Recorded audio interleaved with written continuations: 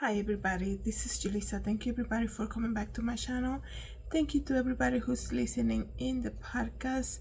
Before I continue guys, I wanted to thank you everybody who follows me on Spotify. Please, if you haven't followed me, please do so. That really helps me as a content creator. The same thing, I also offer subscriptions to Spotify and Apple Podcasts, and I believe it's just like $1.99 a month. Subscribing to the podcast will help me get better equipment and also helps me continue to create content. So if you've been listening for a while now, I will invite you to subscribe to the podcast. You can do it through Spotify or even Apple Podcasts. And thank you so much everybody who has been following me and subscribing to the YouTube channel. Really means a lot, you guys. Today is August 6th,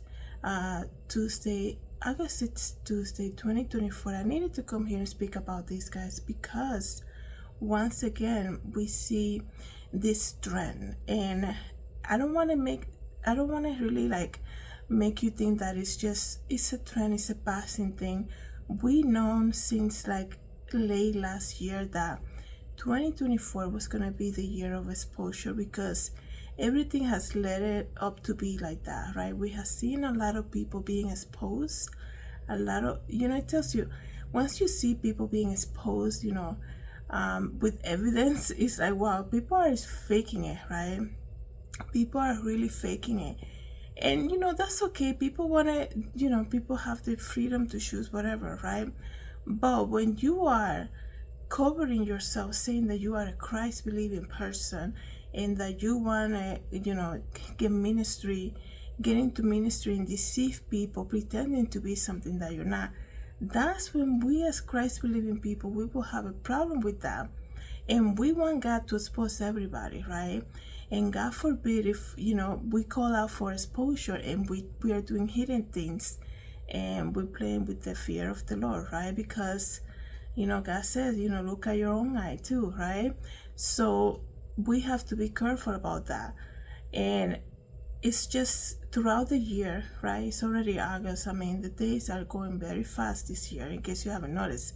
I think this year has been very eye-opening for a lot of people, but it's almost like case after case, like every other day there's some pastor, there's some church ministry, there's something that happens that tell us the state of the church right now, and it's terrifying, guys. There's a lot of people out there with big ministries hidden behind pulpits, calling one thing and doing this with the finger, and you should do this and you should do the other, and doing different things behind closed doors and thinking that God is just gonna let them continue on like nothing is happening. Like, that's the whole thing that I was saying. Before you even ask God to expose something, make sure you're looking yourself in the mirror. We're so quick to point fingers and we don't grab a mirror, and we think that everybody else doesn't have one, right? Nobody has a mirror. We are the ones who are to be doing this to everybody instead of looking on our own. So yeah, this is also a message for myself too, that I also have to ask God to reveal things that I should be changing, right? And that's the whole thing about doing this to other people without knowing, is that you tend to judge before knowing, because you might do this to somebody, you should stop doing that, do this to the other, but you don't know if that person is in a process of already changing, right? But by doing this, it will create an offense to somebody, and that's why you have to keep your mouth shut.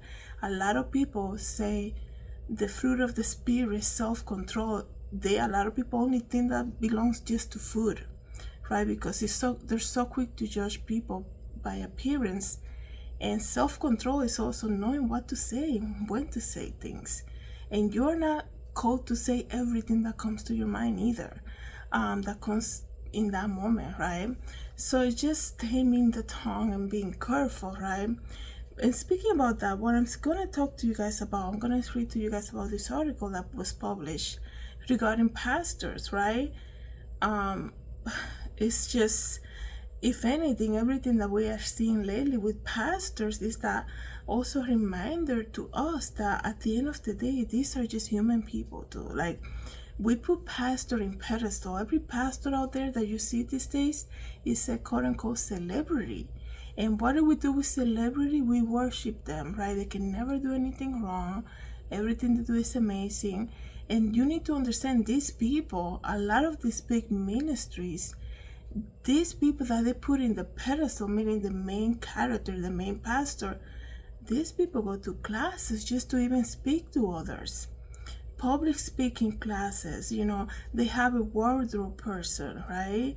They have people who maintain them updated with what is trending on social media so that they can be relevant when they're giving a sermon. It's almost like it is a brand behind the church. And by God exposing all these pastors, I think God is telling us, because we know God doesn't like idolatry. We know this. It's very clear in the Bible. We need to remember that behind, people in the pulpits, they're just sinners just like us who need the Lord, who need the Lord. So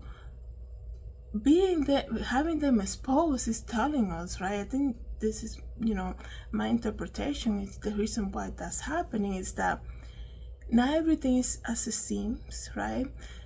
People want to tell you what you want to hear, and also we need to stay away from idolatry. Just because people carry a Bible and their photo is in the poster at a church doesn't mean that they are close to God. Just because they go to serve every weekend doesn't mean they're close to God. If anything, that probably tells you that there's a lot of pride behind that,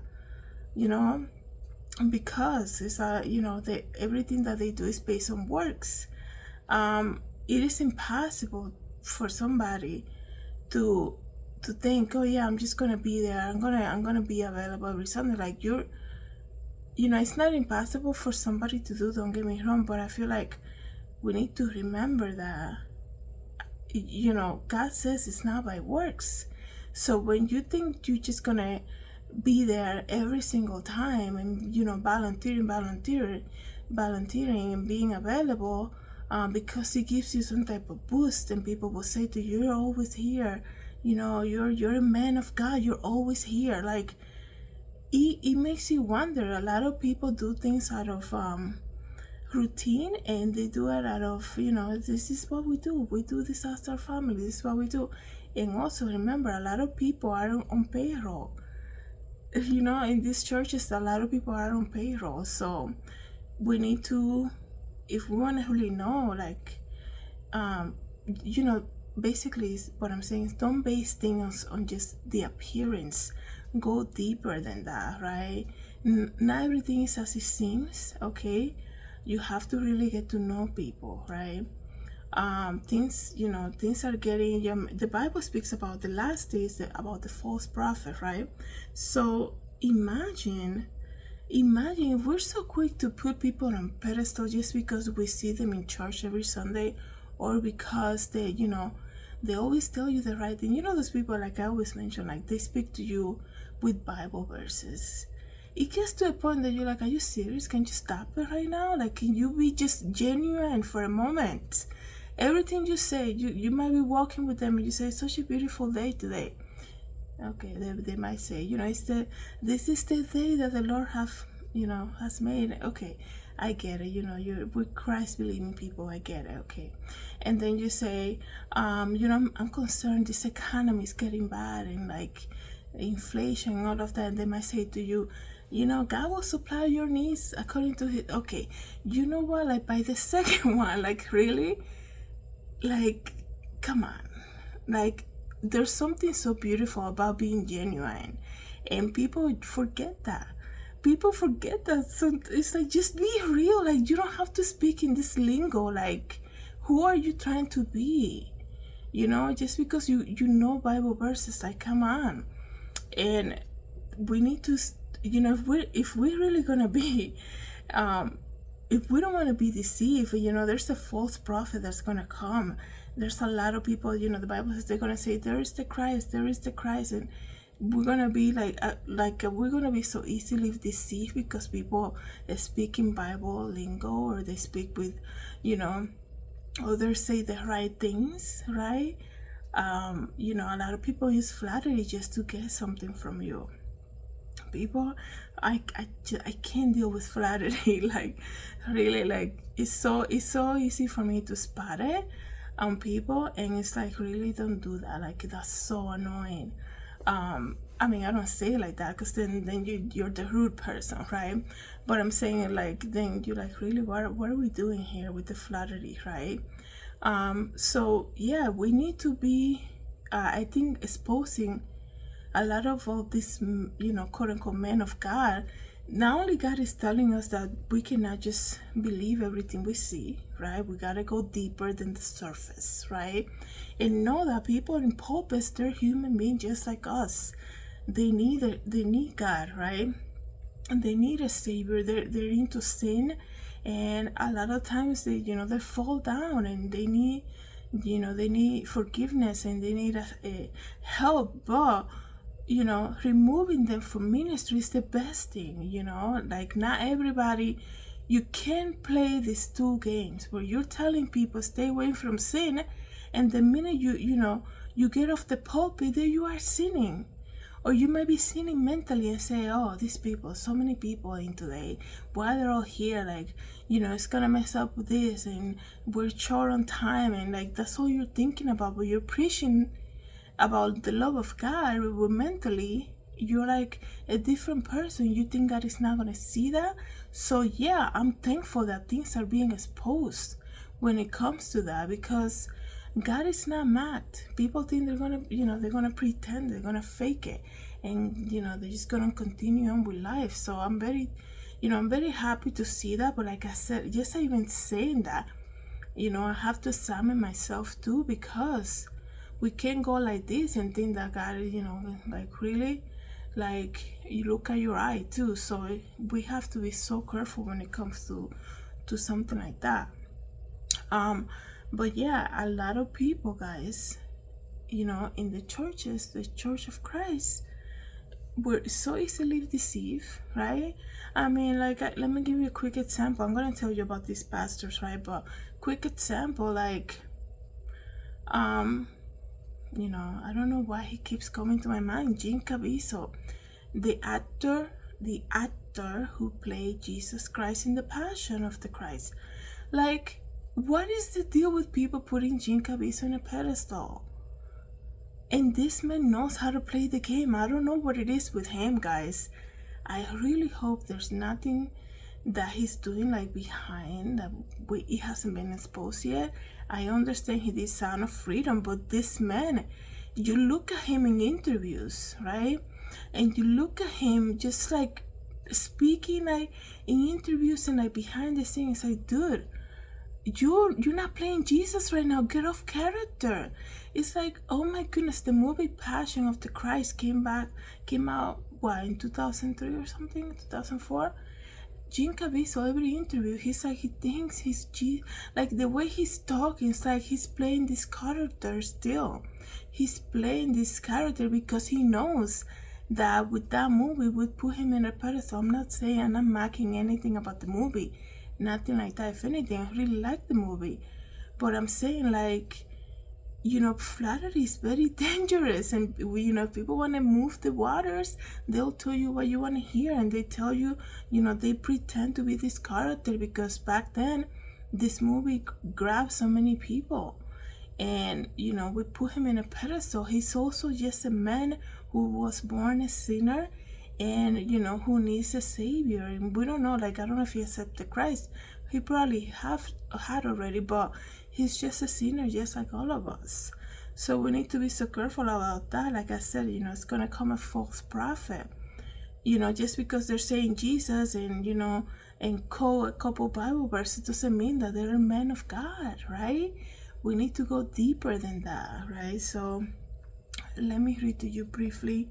It says here, North Texas churches has seen a string of high-profile departure in recent weeks amid claims of moral failures, immoral behavior, and in some cases, sexual abuse. At least 7 North Texas pastors from mostly mega churches have resigned or have been fired since May 2024, okay? 7 pastors from Texas fired from big mega churches since May of this year, guys. 3 have been arrested on charges, and another one is under internal church investigation for similar allegations. The enemy is not wasting time, and he's gonna attack people who dedicated probably their life to do ministry. He's gonna go for that first. So like I said, when they get exposed and things are being revealed, the best thing as a church is to remove them from the position, obviously, and go through counseling. And don't just be like, oh yeah, they finished course A through C, so they're good to go now. No, you have to give them time to basically adjust, right? It's gonna be a process, even if it takes a year, maybe take longer, right? And they don't belong in every ministry, right? You can't put, like they had this pastor who was a registered sex offender in a different state. Like, are you kidding me? Right? You're not gonna put a person who, you don't hire somebody to be the treasurer at the church and be like, oh, this is your resume. Oh, okay. So you work for a bank and you got fired for robbing the bank, okay, for stealing money. And then you work at a department store and then you got fired from that job because you stole money. Okay, then you're gonna be our treasurer here. Like, that is so stupid. So why are we like, don't use the same judgment when it comes to putting people in a ministry, right? We need to be so careful about that. And just because it could be somebody who's very talented singing, yeah, what you think? Like, if you have a big mega church and you put a person who sings, gosh, it's a beautiful voice, like nobody cares like about getting to know who they are, what do they do in their free time, nothing like that. She's so talented and she's so cute, she's gonna be the lead singer. Okay, what do you think a new person checking out the church is gonna do the minute they find out who that lead singer is? They're gonna search for them on Instagram, and they're gonna have the biggest cultural shock in their life when they see somebody singing what a beautiful name it is on Sunday, and then like right after church, I go, that's her name, okay, maybe she has, oh yeah, she's on Instagram, oh my goodness, she's like all crazy about Nicki Minaj. And you're gonna be like, are you kidding me? This is our lead singer? And people are gonna be like, there's nothing wrong with that. Yes, there's a lot of things wrong with that, okay? There's a lot of things wrong with that. People don't even think about that stuff, right? You could be the only person, you could be the only person, the only Jesus somebody knows. So you have to, you have to be careful about things like that. And that's what I'm saying, a lot of this ministry, they don't go deeper. They're like, oh, she's so cute, she's so pretty, that she's gonna be, singing all day. No, regardless if they're talented, doesn't mean that that's their ministry to do that. Okay, a lot of people do that, just not with the right heart, so we have to be so careful about that. So 7 pastors from big mega churches in Texas, like it says here, has been fired or have been stepped down because moral failure. A lot of them has been found guilty for abuse and all of that. Some of them are being investigated. It says here, Peter Singer, executive director of Godly Response to Abuse in the Christian Environment, said it is important a church is transparent with its members when a person has been abused, harmed, or has harmed an individual. I think transparency is everything, right? It says here, Cross Timbers church lead pastors Josiah Anthony resigned from his position in late July. He says, the board said to the members that they have become aware of events and circumstances with Anthony that have occurred over the past few years.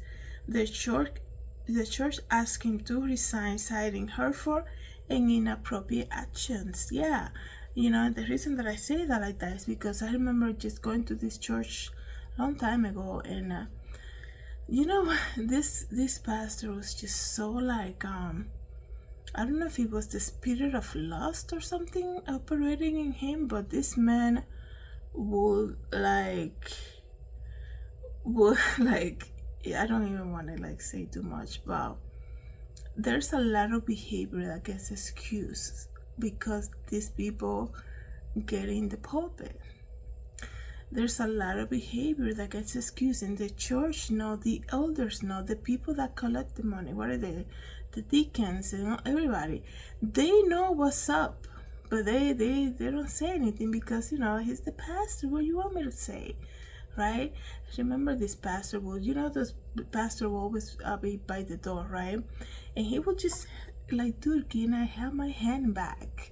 Checking your hand, holding the hand, and doing this thing with his lips, right? It's like, are you okay? And then it's like, oh my goodness, you know what? Like, it was just so bad. And then one time I had to go talk to him about, because I was doing the, speaking of treasurer, I was collecting, not keeping track of the tithes and offerings, right? One time I had to go to him, like talk to him, and this pastor, you guys, he's like complimenting my makeup. Like, are you serious, dude? Like, I feel so bad. I'm like, oh, I don't want nothing to do with this guy, with this, you know, because immediately it's not just him. You're like, I want nothing to do with this church. And the reason why it gets automatically is not, you know, if the pastor does something, there's 99% chance that people would not just look at the pastor or look at the pastor as being the church, right? And I was like, I want nothing to do with this church. Because this man hold my hand again, right? And he kind of grabbed me close and said, I wanted to tell you, like, I love how you do your eyes. Like, I thought to myself, are you kidding me right now? Like, you're talking about my makeup? And like, no, so inappropriate. Like, it was just, you know, it was just crazy, you know. It's so crazy that I haven't thought about that in a while, but that, you know, that did happen, and I was like, I don't want to be here, and then I was like, man, I'm already like, I was by then I was already involved with the children's ministry, and like I was involved with the helping the treasurer count, you know, I would prepare the deposits for everything. Like, I will count the offerings, the tithes, keep the record. At the end of the year, I will prepare the tax document for every church member who, like, I was involved in a lot of stuff, right? And when that happened, I'm like, I don't want nothing to do here. Like, I was so done, you guys. And that's the thing. Like, it is, you know, we have to be so careful when it comes to that. Like, people think, you know, I know now he's no longer like a pastor, I know that. It could be because he's older. I don't know if something happened. I really don't keep up with that church. But, you know, all these pastors being fired in Texas or being asked to resign, like I said, the reason that I said about that pastor is like, I want nothing to do with this church, is because the people, you know, the pastor has this group of men around them, right? The elders, right? The deacons, the people who do the financing for the church, the worship leaders, the people that are basically there when the church is not open. They're like around planning and all of that. These people know who the pastor is. They know how he operates. They know his behavior. They know what he wants, and they basically do everything in their power to, you know, forget about doing things for the Lord. This is what the pastor wants. This is what goes on, right? So that's why I felt so disappointed by the entire church, even though it was just me and the pastor there, because I was like, man, how long has this man been like this? That he can't help himself, right? When he's talking to women to say something, right? And it's just like everybody here, I'm sure they know, they notice, and they don't say anything. Like they were saying about this pastor here, that they learn, we learn about this behavior that's been going on, inappropriate behavior. Like the elders will know. You see the pastors, they always have this groupie of men around them, right? The inner circle of them, right? They know how the pastor operates. They know a lot.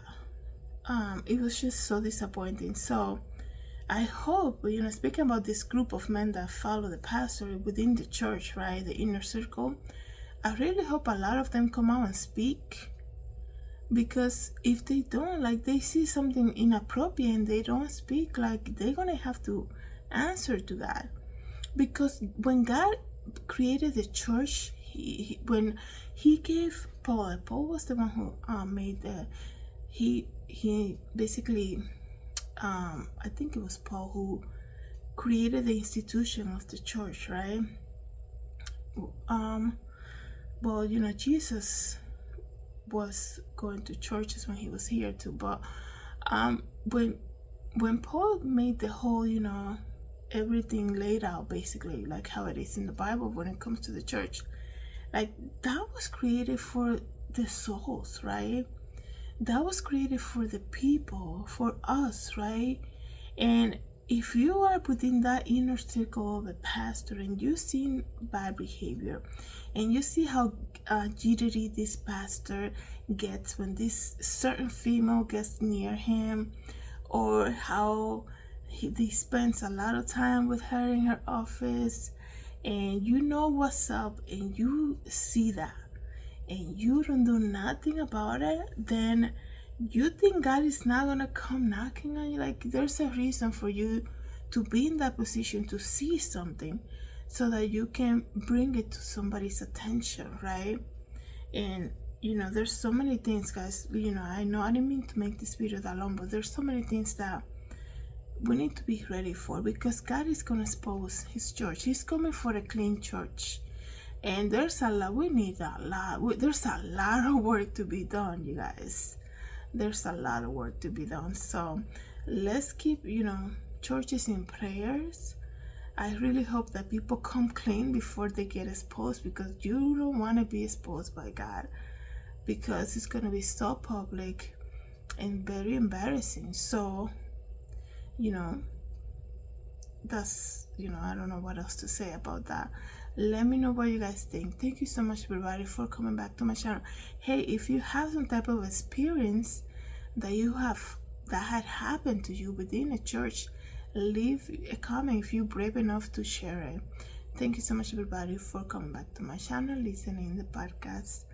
Have a good day. God bless. Hi, everybody. This is Julissa. I'm here to invite you to my podcast, Julissa Designs, and it can be found on Anchor, Apple Podcasts, and Spotify. You can join me every day as I make episodes of the latest news, real life stories, and I also share my favorite Bible verse.